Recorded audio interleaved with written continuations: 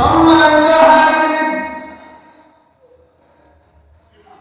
দয়াল নবী, মায়ার নবী, রহমাতুল লিল আলামিন, দয়াল সাগর নবী আমাদেরকে বলেন, উম্মত,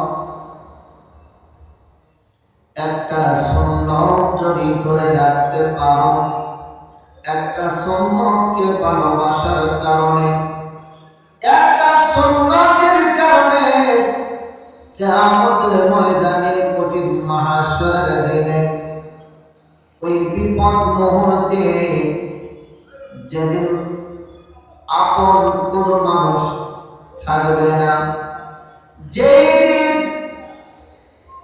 কেউ কারো কোনো উপকারে আসবে না, যেই দিন কোন মানুষ উপকার করবে না, সবাই বলবে ইয়া নাফসি ইয়া নাফসি, হায় আমার কি হবে, আমার কি হবে। সেদিন সমস্ত নবীগণ চিন্তিত হয়ে পড়বে। আল্লাহ পাক রব্বুল আলামিন ডেকে বলবেন, লিমানিল মুলকুল ইয়াওমা লিল্লাহিল ওয়াহিদিল কাহ্হার।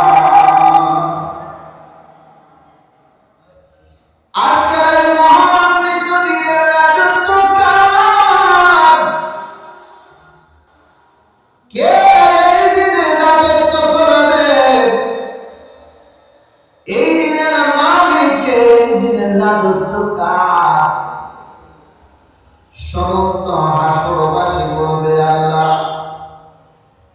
আজকে সেই মহান আল্লাহ পাক রব্বুল আলামিন রাজত্ব যিনি কহাদত ধারণ করেছে, তিনি আমাদের মালিক, তিনি আমাদের সৃষ্টিকর্তা, তিনি আমাদের রব।